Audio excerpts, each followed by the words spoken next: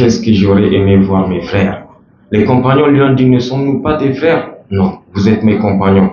Mes frères, mes amis, ce sont ceux-là qui vont venir après moi, qui ne me verront pas, mais qui vont m'aimer, qui vont me porter dans leur cœur.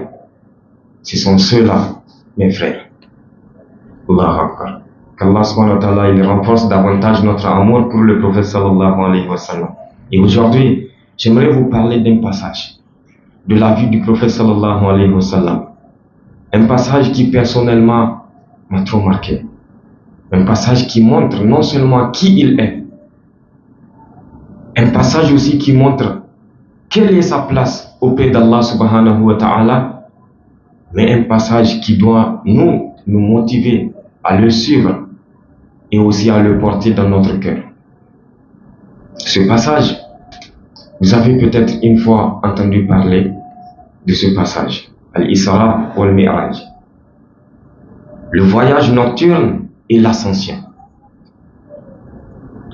Ce passage nous enseigne énormément de choses. Rappel, car le rappel profite aux musulmans. Ce n'est qu'un rappel. Rappelons ce passage et tirons-en des leçons. Une nuit, alors que notre bien-aimé sallallahu alayhi wa sallam, il était en train de s'endormir, l'ange Jibril, il va venir et il va le réveiller de son sommeil. Il va le réveiller de son sommeil. Il était accompagné d'un animal qu'on appelle Al-Buraq. Et Al-Buraq, c'est un animal céleste. C'est un animal qui n'existe pas ici. Al-Buraq, c'est un animal qui n'atteint pas un cheval, mais qui est un peu plus grand qu'un âne. Et Al-Buraq a des ailes pour s'envoler. Et Al-Buraq, un seul pas de cet animal correspond à là où son regard s'arrête.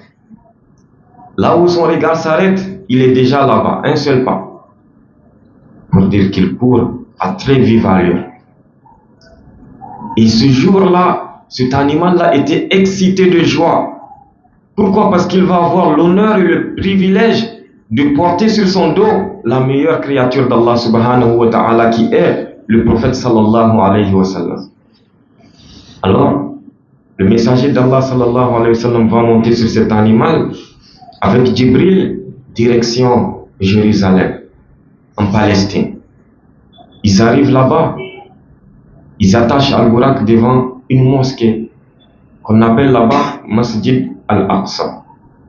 Et c'est une des mosquées sacrées dans notre religion. Le prophète sallallahu alayhi wa sallam, il entre dans cette mosquée et voilà qu'il était surpris de voir presque tous ses frères prophètes. Le prophète Isa, Jésus, le prophète Ibrahim, Moussa, il les avait vus, Youssouf, ses frères prophètes qui étaient là, contents de les voir. Et il s'avance. Il entre devant lui, il dirige la prière. Voilà pourquoi on l'appelle l'imam des prophètes. Il a dirigé la prière. Et ça nous montre quelque part les meilleures créatures d'Allah subhanahu wa ta'ala, que sont les prophètes et les envoyés. C'est notre prophète bien-aimé sallallahu alayhi wa sallam qui entra devant eux pour leur diriger la prière. Allahu Akbar. Après cela, le prophète sallallahu alayhi wa sallam va monter sur Al-Buraq et de Masjid Al-Aqsa, il s'envole vers les cieux. Ils arrivent au premier ciel, accompagnés de Jibril. Alors Jibril, de par sa modestie, quand bien même que c'est lui le chef des anges, il demande la permission d'entrer dans le premier ciel. Alors il fait coq. On lui dit c'est qui? Il dit c'est moi Jibril. On lui dit tu es accompagné de qui? Il dit je suis accompagné de Muhammad sallallahu alayhi wa sallam. Et il dit ok, ils disent Muhammad, est-ce qu'il a reçu la révélation? Est-ce qu'il est un prophète maintenant? Il va dire oui, c'est un prophète, il a reçu la révélation. En ce moment-là, les anges du premier ciel vont ouvrir la porte du premier ciel et voilà que le prophète sallallahu alayhi wa sallam entra dans le premier ciel accompagné de l'ange Jibril, et là-bas dans le premier ciel il va voir son frère prophète Adam alayhi salam, le grand-père à tous. Alors il voit le grand-père Adam, il se salue, content de se voir. Ensuite le prophète il va au deuxième ciel, la même chose. Jibril demande la permission d'entrer, on lui demande t'es avec qui? Je suis avec Mohammed. Il a reçu la révélation? Oui. On ouvre la porte. Et dans le deuxième ciel, il va rencontrer deux de ses frères prophètes. Il rencontre le prophète Isa alayhi salam et il rencontre le prophète Yahya alayhi salam. Et il va au troisième ciel où il va rencontrer son frère prophète Yusuf alayhi salam, l'homme le plus beau de tous les temps. Il va au quatrième ciel. Il rencontre le prophète Haroun, le frère de Moussa. Non, autant pour moi. Au quatrième ciel, il va rencontrer le frère prophète Idris alayhi salam. Et il va au cinquième ciel. Il rencontre Haroun alayhi salam. Au sixième ciel, il voit le prophète Moussa alayhi salam. Il continue pour aller au septième ciel. Et il va retrouver là-bas un des meilleurs prophètes. On l'appelle le père des prophètes. On l'appelle Khalilullah, l'ami d'Allah Azza wa Jal. Vous l'avez deviné, le prophète Ibrahim alayhi salam, qui était accoudé ou adossé à Baytul Ma'mour. Alors Baytul Ma'mour, c'est comme une mosquée céleste. Et on disait que cette mosquée est juste au-dessus de la Kaaba. La Kaaba. Et Ibrahim était adossé à Baytul Ma'mour. Notez bien mes frères, que Baytul Ma'mour est une mosquée céleste que chaque jour,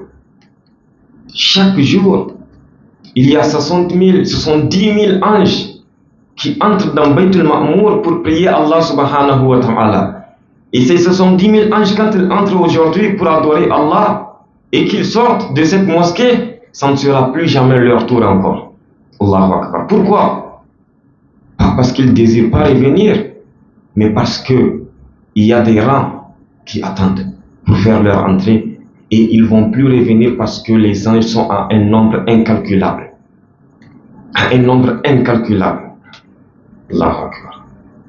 Notez, mes chers frères, pour que vous voyez une petite chose. Regardez, un seul ange, le prophète sallallahu alayhi wa sallam, il a dit, la distance qui sépare l'aube de son oreille, c'est-à-dire ça, l'aube de son oreille et son épaule, d'ici à ici, ça équivaut à 700 ans de marche. 700 ans de marche. Ça, c'est un seul ange. Et lorsque le prophète sallallahu alayhi wa sallam, il a vu Jibril, il a dit qu'il a couvert tout l'horizon. Les savants ont expliqué que Jibril est encore plus grand que l'univers observable. Allahu Akbar. Vous allez aller jeter un peu d'œil après sur l'univers et l'immensité de l'univers. Et lorsque vous allez voir l'immensité de l'univers, Allahu Akbar, quand on sait que le soleil a une superficie de 6070 milliards de kilomètres carrés. 6070 milliards de kilomètres carrés. Ça, c'est le soleil. Et le soleil est une étoile. Et c'est une des plus petites étoiles dans l'univers. Il y a une étoile dénommée Erectus, qui est des millions de fois plus grand que le soleil. Une étoile qui est nommée Stephenson, qui est des milliards de fois plus grand que le soleil. Des milliards de fois plus grand que le soleil. Et qu'on dit qu'un seul ange, Jibril, lui, il dépasse tout ça. Vous pouvez imaginer la grandeur d'Allah subhanahu wa ta'ala quand on dit que ce sont 10 000 anges entrent dans une mosquée pour prier, ça ne sera plus jamais encore leur tour, tellement que les anges sont à un nombre incalculable.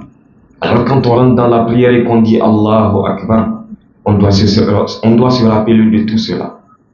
On doit se rappeler de tout cela. Allahu Akbar. Alors, au septième ciel, le prophète sallallahu alayhi wa sallam, il voit le père des prophètes. Ils se saluent. Ils sont contents de se voir. Et en ce moment-là, le prophète sallallahu alayhi wa sallam et Jibril devaient continuer leur voyage. Ils dépassent le septième ciel. Il dépasse le septième ciel. Allah subhanahu wa ta'ala, comme vous le savez, il a créé 7 cieux. Il a créé 7 cieux superposés. Et après, au-dessus du septième ciel, qu'est-ce qu'il y a au-dessus du septième ciel? Il y a un arbre. Un arbre, Sidrat al-Muntaha. Allahu Akbar. Et cet arbre, le prophète sallallahu alayhi wa sallam, il décrit, il dit